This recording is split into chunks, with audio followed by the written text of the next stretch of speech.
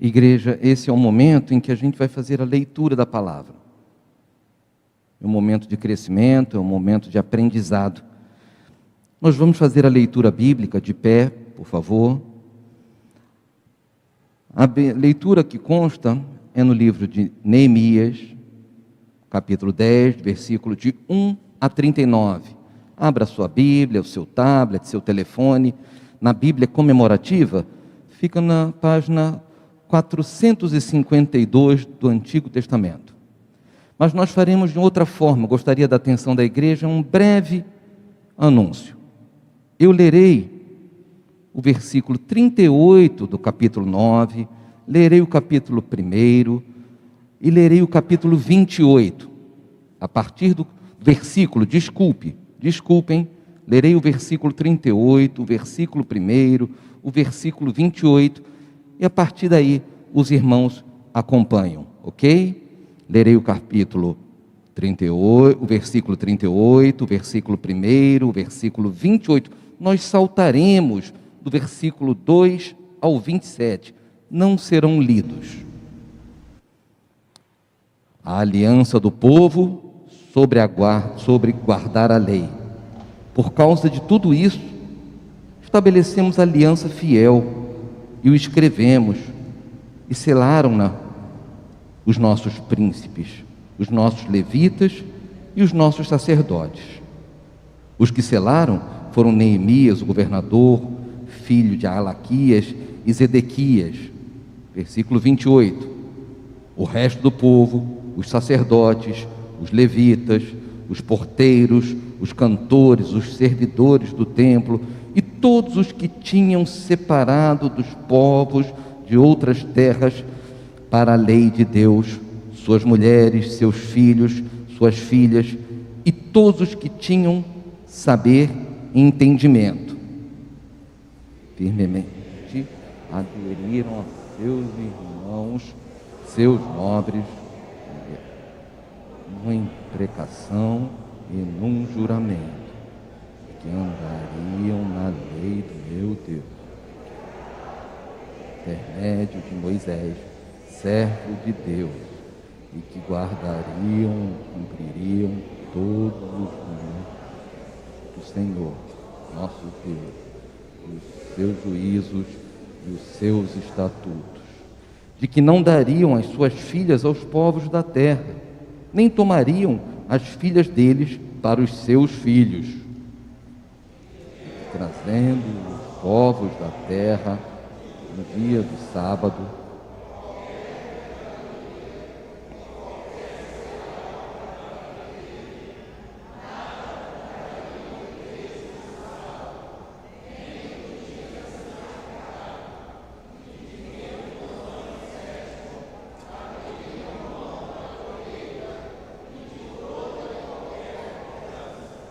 também sobre nós pusemos preceitos, impondo-nos cada ano a terça parte de um ciclo para o serviço da casa do nosso Deus.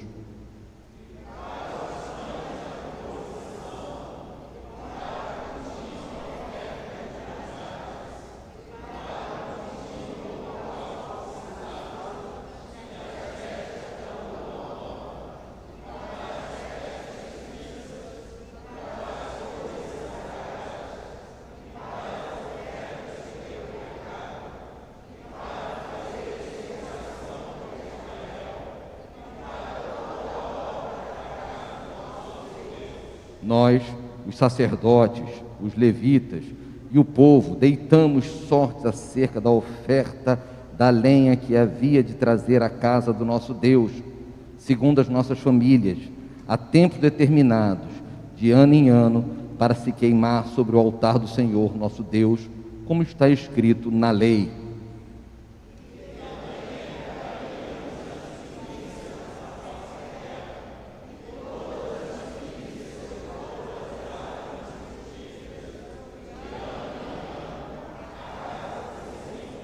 Os primogênitos dos nossos filhos e os do nosso gado, como está escrito na lei, e que os primogênitos das nossas manadas e das nossas ovelhas traríamos à casa do nosso Deus, aos sacerdotes que ministram nela.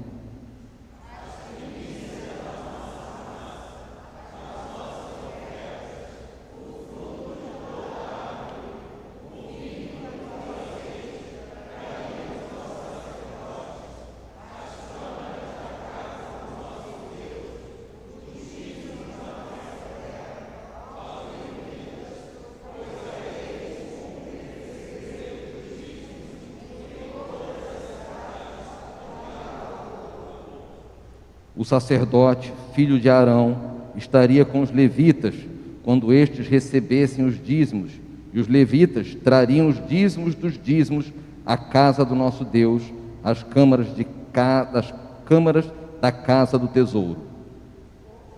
Porque aquela câmara que os filhos de Israel e os filhos de Levi devem trazer ofertas do cereal, do vinho e do azeite, porquanto se acham ali os vasos do santuário, como também os sacerdotes que ministram, e os porteiros, e os cantores, e assim não desampararíamos a casa do nosso Deus. Amém. A igreja pode se assentar. Mantenha sua Bíblia aberta no livro de Neemias, no capítulo 9, porque é o finalzinho do capítulo 9 e o início do capítulo 10. Nós estamos no 10º sermão de uma série de exposições no livro de Neemias. A série é intitulada Edificação, o caminho da maturidade. Nós temos olhado desde o capítulo 1 e percorrido todo este livro, pensando, refletindo e recebendo de Deus orientações a respeito da sua palavra. Permaneça com a sua Bíblia aberta. Apenas para que nós entendamos, Neemias foi responsável, humanamente falando, por uma grande reforma. Ele realizou a reconstrução dos muros.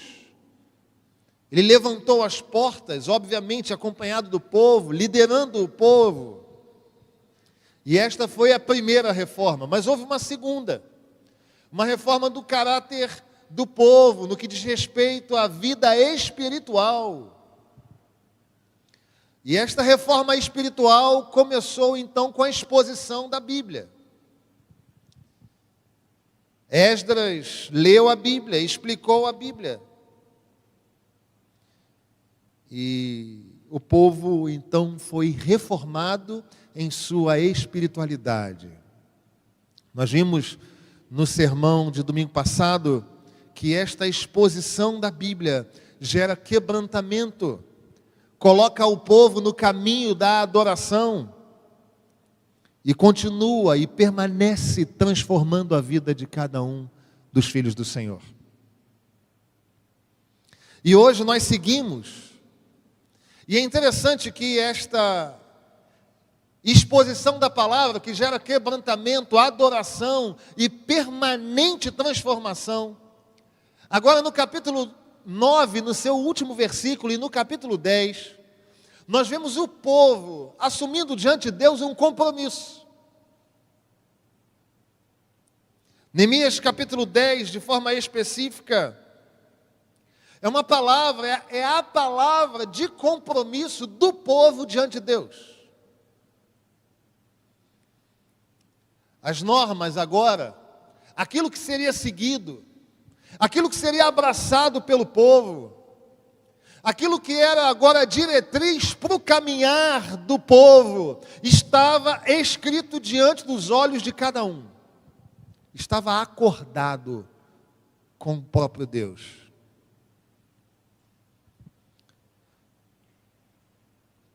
Me parece que hoje a igreja brasileira precisa de reformas. A igreja brasileira tem se desviado da palavra de Deus e tem abraçado uma forma de agir idólatra por muitas vezes. seja a idolatria das pessoas, seja a idolatria dos sentimentos, seja a idolatria dos relacionamentos, seja a idolatria das instituições, a igreja brasileira tem sido marcada e tocada por idolatria. A idolatria do poder, a idolatria do dinheiro, a idolatria dos pactos e dos tráficos de influência. E nós precisamos voltar às Escrituras. Nós, como igreja brasileira, precisamos olhar para a Bíblia mais uma vez. E fazer dela aquela máxima que nós aprendemos desde os tempos da escola bíblica dominical. Fazer dela nossa única e infalível regra de fé e de prática. Para que nós entendamos como se deu essa reforma, ainda à guisa de introdução, eu gostaria de explicar para os irmãos, olhando para o texto, o que acontece. É interessante que desde o capítulo 8, no verso 1, nós vemos que esta reforma se dá com a volta à palavra. O povo se volta para ler, para ouvir, para explicar as Escrituras. Esta grande reforma que acontece na vida, na existência, na história, na caminhada, na jornada do povo, ela começa com a Bíblia. Não existe reforma sem Bíblia. Não existe mudança sem centralidade das Escrituras, seja nas instituições, seja no universo particular. As grandes mudanças, as grandes transformações nasceram a partir do conhecimento, da exposição, da explicação, do entendimento e da leitura das Escrituras. O Pentecostes, a Reforma Protestante, o movimento dos puritanos, todos os grandes avivamentos da história da igreja, eles iniciaram por meio das Escrituras e da oração. E este avivamento, esta reforma do povo, da mesma forma, se deu por meio das Escrituras. Mas de uma forma mais específica, neste capítulo, nós vemos algo interessantíssimo. É que a reforma começa olhando para as Escrituras, mas ela é conduzida pelos líderes. Nós vemos já no início do texto, no verso 1 do capítulo 10, que há quem sela este acordo com Deus, este compromisso com o próprio Deus. E o primeiro nome que está no verso 1 do capítulo 10, qual é, irmãos? Os que selaram foram quem? O primeiro nome, por favor? Neemias. Não começou do povo. O primeiro nome é Neemias, o governador. E depois se segue uma relação de pessoas que são líderes. Os sacerdotes estão aí do verso 2 até o verso 8. Os levitas do verso 9 ao 13. Os chefes de famílias do 10 até o 27. E aí no verso 28 é que chega o povo. Nós precisamos compreender que as grandes reformas, elas começam com a Bíblia, mas são conduzidas pelos líderes. A liderança está conduzindo o povo de volta para Deus. E está dizendo, nós somos os primeiros a assumir este compromisso. É interessante como por muitas vezes, se nós olharmos para a igreja brasileira hoje, nós entendemos por que o povo não se encontra em direção à palavra de Deus. Porque os líderes não se voltaram para a palavra de Deus. Porque os líderes têm no coração outros interesses que não expandir, explicar e anunciar a palavra de Deus.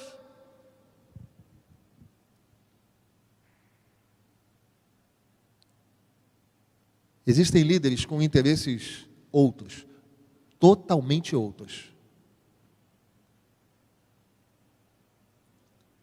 A reforma começa com o povo olhar para a palavra de Deus, ouvir a palavra de Deus,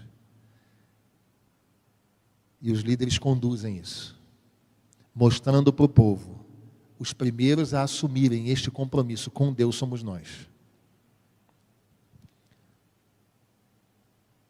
Mas existe um outro aspecto desse compromisso. O povo adere. O povo não resiste. O povo abraça. O povo diz, eu estou junto. O povo diz, é isso que eu quero para mim. Eu caminhava longe, eu caminhava equivocado, mas eu abraço líder, eu abraço isso. Diz o texto no verso 28, que o resto do povo, os sacerdotes, os levitas, os porteiros, os cantores, os servidores do templo, e todos os que se tinham separado dos povos de outras terras, para a lei de Deus, suas mulheres, seus filhos, suas filhas, todos os que tinham saber e entendimento. Todo mundo abraçou esse novo modelo de vida. As grandes reformas começam com a palavra de Deus, na condução dos líderes e com o aderir do povo. Mas eu gostaria de, nesta manhã, de uma forma específica, olhar especialmente do verso 28 até o verso 39, quais são os compromissos assumidos diante de Deus por este povo. E eu quero propor que este seja o meu compromisso e o seu compromisso nessa manhã. Quais são os compromissos assumidos diante de Deus? Verso 28, não feche a sua Bíblia, vamos olhar todos juntos. O resto do povo, os sacerdotes, os levitas, os porteiros, os cantores, os servidores do templo e todos os que tinham se separado dos povos de outras terras para a lei de Deus. O primeiro compromisso que eles assinam, que eles assumem, com o qual eles se comprometem diante de Deus, é o compromisso da santificação ao Senhor. O verso 28 diz que eles se abstêm das relações as mais diversas para Deus. A mistura dos credos levaria a um afrouxamento das relações com Deus. A questão aqui, irmãos, não era um preconceito racial, mas era fidelidade espiritual e manutenção da religião. Eles se apartaram dos outros povos porque tinham interesse de agradar a Deus, eles tinham interesse de manter-se firmes diante de Deus, por isso que eles se separam, por isso que eles se santificam. Este é um primeiro compromisso que eu quero propor a você, porque o Senhor já propôs a mim enquanto preparava este sermão. Santificação. Hebreus capítulo 12, verso 14 diz que nós devemos buscar a paz e a santificação, sem a qual ninguém verá a Deus. Precisamos adotar o compromisso de nos afastar do pecado. Mas em segundo lugar, no segundo compromisso que eu quero compartilhar com você, além da santificação, é o compromisso da observância da palavra de Deus. Olha o que nos diz o verso 29. Firmemente aderiram a seus irmãos, seus nobres convieram numa imprecação e num juramento de que andariam na lei de Deus. É interessante como nós vivemos num mundo de compromissos, não é? Você tem compromisso com o seu emprego, com a universidade, com as pessoas com as quais você se relaciona. Mas este povo se colocou diante de Deus e escreveu um compromisso dizendo, olha, nós nos comprometemos, Senhor, com a santidade, nós vamos nos separar. Mas nós também queremos nos comprometer com a Tua palavra, com a observância da Tua palavra. Firmemente nós vamos aderir numa imprecação e num juramento de andarmos com o Senhor, de andarmos na Tua lei. Eles sabiam que não podiam esperar bênçãos de Deus sem obediência. Eles compreenderam que o caminho da bênção é concomitantemente o caminho da obediência. O grande projeto de vida para eles era obedecer a Deus.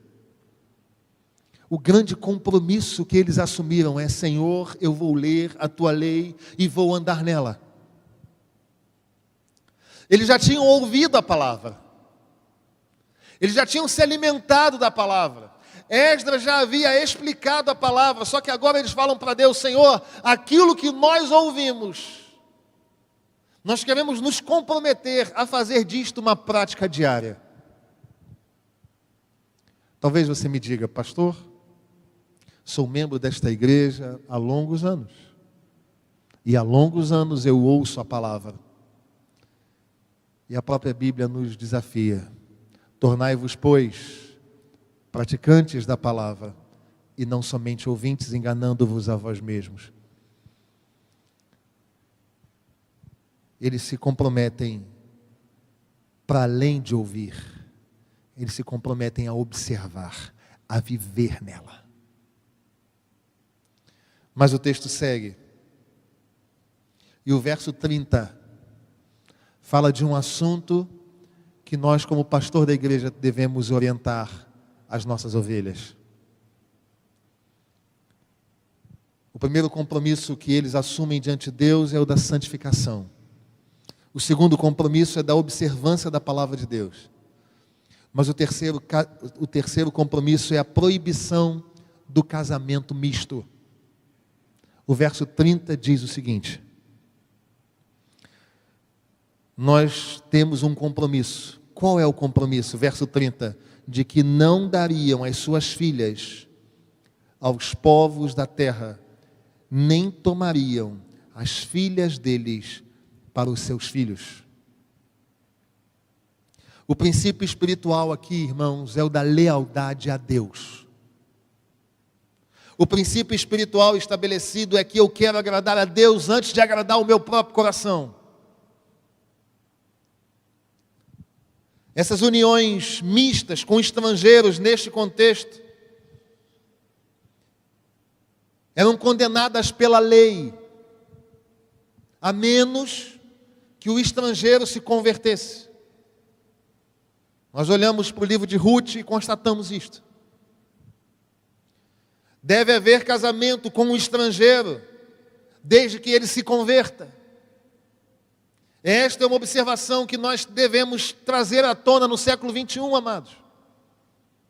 A quem nós estamos dando os nossos filhos? A quem nós estamos dando as nossas filhas?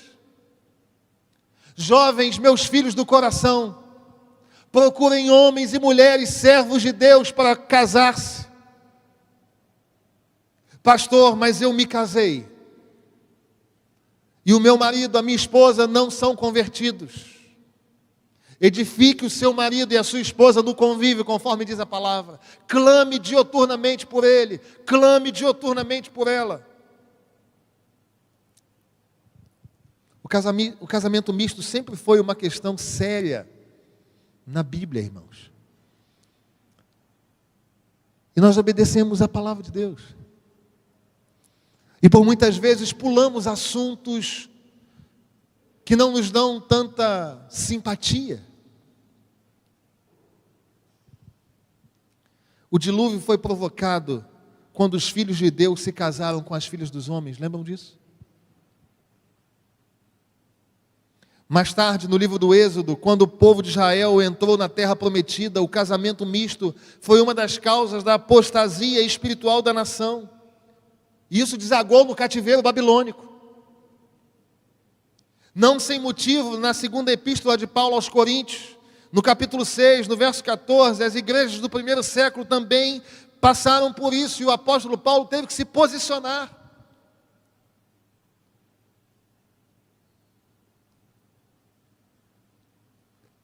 Se você vai se casar, jovem,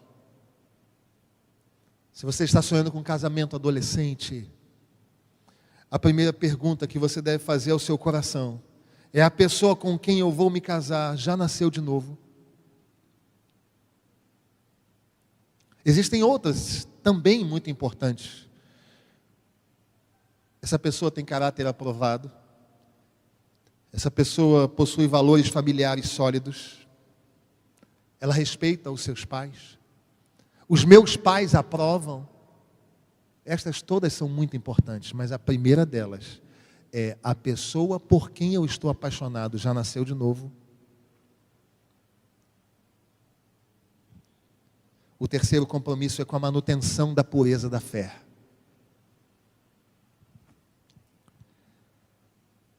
E como falei no início, eu quero propor que estes sejam os nossos compromissos. Santidade. Observância da palavra. Proibição do casamento misto.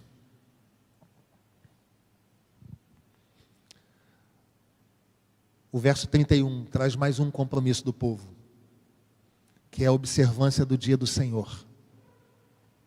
O verso 31 diz assim: de que trazendo os povos da terra no dia de sábado, qualquer mercadoria e qualquer cereal para venderem, nada comprariam deles no sábado, nem no dia santificado.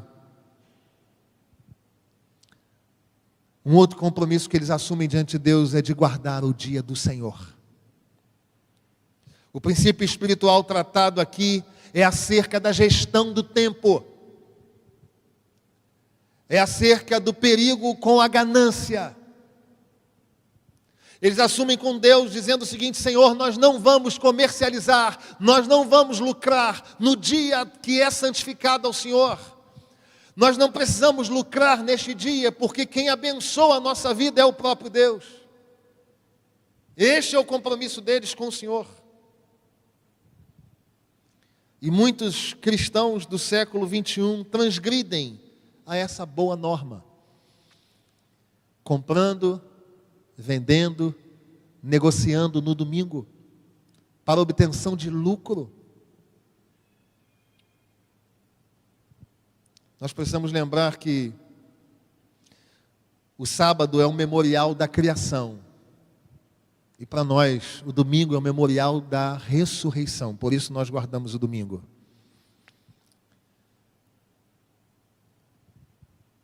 Nós precisamos lembrar o que nos diz a Confissão de Fé de Westminster a respeito do dia do Senhor. Este sábado é santificado ao Senhor quando os homens, tendo devidamente preparado o coração e de antemão ordenado os seus negócios ordinários, não só guardam durante todo o dia um santo descanso de suas obras, suas palavras e seus pensamentos a respeito de seus empregos seculares e de suas recreações, mas também ocupam todo o tempo em exercícios públicos e particulares de culto e nos deveres de necessidade e de misericórdia. Será que não é necessário que nós pensemos um pouco sobre o domingo? Será que a igreja do século 21 não precisa parar um pouquinho e pensar o que nós temos feito no dia do Senhor? Não são poucas as vezes que nós ouvimos, vemos negócios sendo feitos aos domingos, objetivando lucros. Não são poucas as vezes em que as comemorações começam no sábado à noite, sem horário para terminar, e vão até as altas horas da madrugada já do domingo, e os crentes que lá estão simplesmente resolvem descansar no domingo pela manhã. Nada contra as comemorações de sábado, mas que se tenha o compromisso com o dia do Senhor. Que nós durmamos tarde na noite de sábado, mas que no domingo pela manhã nós estejamos na casa de Deus. O quarto compromisso é com o dia do Senhor. Temos nos preparado para isto, irmãos? O que você tem no coração quando você sai de casa, vindo à casa do Senhor? O que você pensa quando você está trocando de roupa? Isto é preparar-se para o dia do Senhor. Um outro compromisso que estes irmãos assumem diante de Deus, fruto de um avivamento pela palavra, é o compromisso de ofertas para a manutenção do culto. Nós não vamos ler todo o texto, mas é do verso 32 até o verso 34. A observância das ofertas para a manutenção do culto. O verso 32, de forma específica, diz assim: também sobre nós pusemos preceitos, impondo-nos cada ano a terça parte de um ciclo para o serviço da casa de Deus. O princípio aqui é o uso do dinheiro e a importância do culto. Eles deviam prover a casa de Deus com todos os elementos de culto: os pães, os holocaustos, a lenha. Os sacerdotes e os levitas não apenas cobravam do povo, eles também ofertavam na casa do Senhor.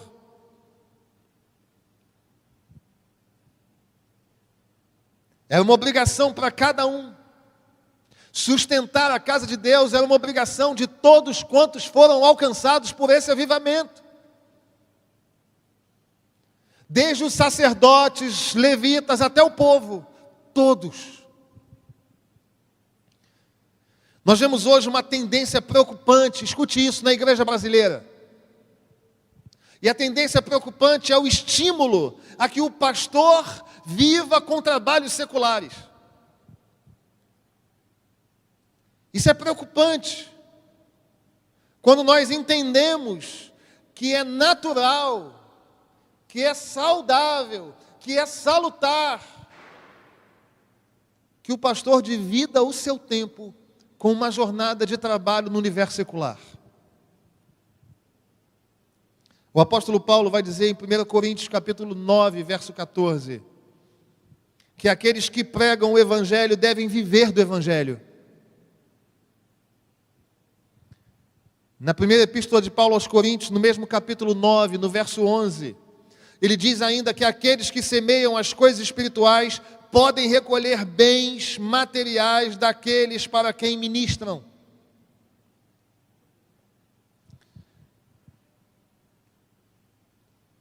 E ainda neste mesmo primeiro capítulo, primeira epístola de Paulo aos Coríntios, no mesmo capítulo, capítulo 9, no verso 13, a palavra de Deus diz claramente o seguinte: não sabeis vós que os que prestam serviços sagrados do próprio templo se alimentam?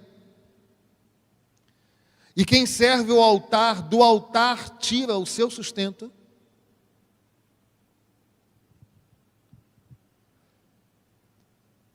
O ministério exige dedicação integral. Os obreiros devem dar o melhor de si.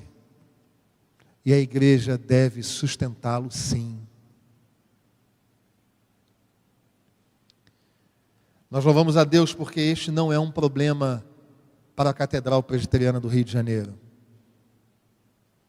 Nós da Catedral entendemos isso. Mas nós precisamos ratificar, confirmar esses conceitos que são nossos.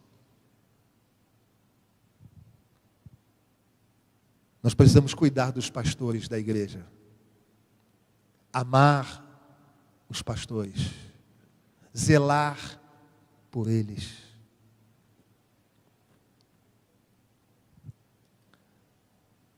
Mas não apenas dos pastores, mas de tudo aquilo que diz respeito ao culto. Utensílios, a casa de Deus em si. E isto deve envolver a todos nós.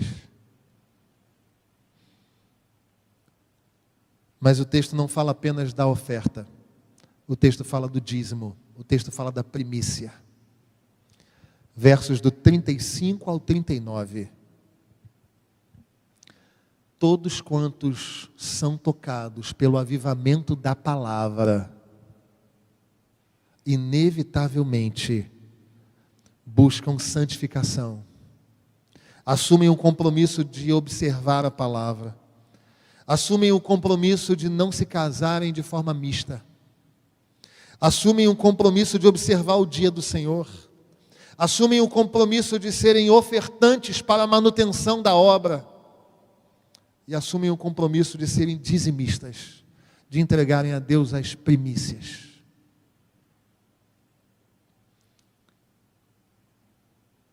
O dízimo é a primícia, o dízimo não é o que sobra. O dízimo precisa ser trazido à casa de Deus e não administrado pelo ofertante. Se você já viveu isto, se você gosta do menorá nesta posição, e se algum dia ele mudar de posição, e você pensar assim, como mudou de posição, eu não entrego o meu dízimo, você está pecando. O pastor pregou meia hora. Eu gosto de pregações de meia hora. O pastor pregou 20 minutos. Não entrego o meu dízimo. Você está pecando. Porque a gestão do seu dízimo não é sua. A palavra do Senhor é para que nós tenhamos a responsabilidade de trazer o dízimo à casa do tesouro. O dízimo precisa ser administrado com transparência. Por isso nós temos uma tesouraria que aplica, que mostra, que apresenta saldos, contas, dados. Nós temos um conselho que fiscaliza, que é criterioso, que é responsável. Levitas e sacerdotes também entregam dízimo. Líderes também precisam ser dizimistas.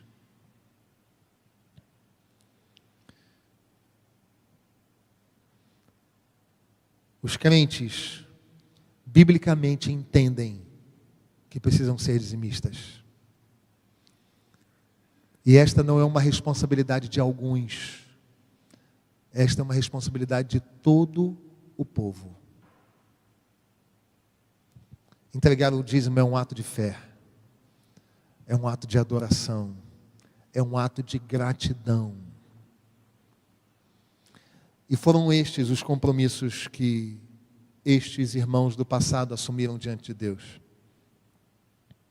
santificação, observância da palavra, manutenção da firmeza da doutrina, no que diz respeito aos casamentos mistos, a guarda do dia do Senhor, a entrega das ofertas e a consagração dos dízimos. A pergunta é: existe algum aspecto destas alianças? Existem alguns aspectos destes compromissos que nós hoje precisamos refazer diante de Deus?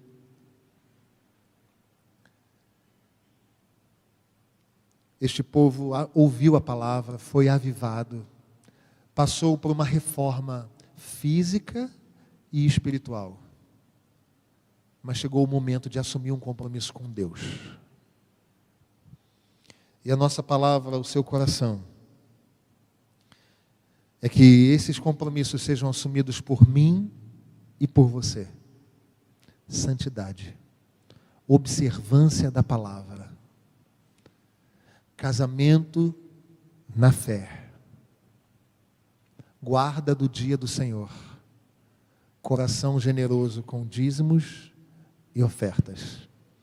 E a palavra de Deus diz para mim e para você: e provai-me nisto, diz o Senhor, se eu não vos abrir as janelas do céu e não derramar bênção sem medida. Você crê nisso? Eu creio nisso. E eu quero compartilhar com os irmãos uma bênção. Os nossos irmãos dos números, eles são muito criteriosos. E eles têm percepções muito interessantes. E eles fizeram um levantamento dos últimos 10 anos Você sabe qual foi o ano de 2010 a 2020 que a igreja teve maior arrecadação?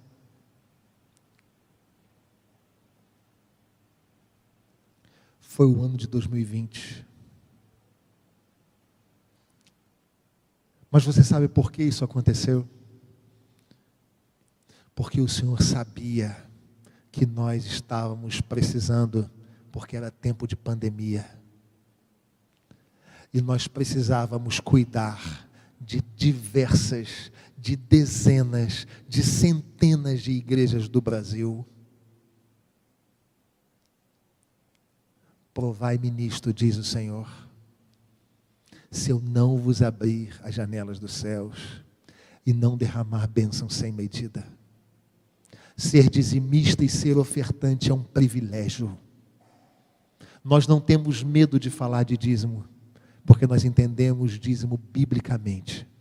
Se você não é dizimista, minha ovelha, eu quero orientar a sua vida. Seja um dizimista, seja um ofertante na casa do Senhor. Nós mantemos a igreja por meio da nossa vida espiritual, joelhos no chão, oração. Nós mantemos a nossa igreja com testemunho, mas nós também mantemos a nossa igreja com dízimos e ofertas. Que nós assumamos esses compromissos com Deus. Santidade, vida na palavra, observação dos casamentos e dos relacionamentos, guarda do dia do sábado, dízimos e ofertas. Que Deus assim nos abençoe, em nome de Jesus. Amém.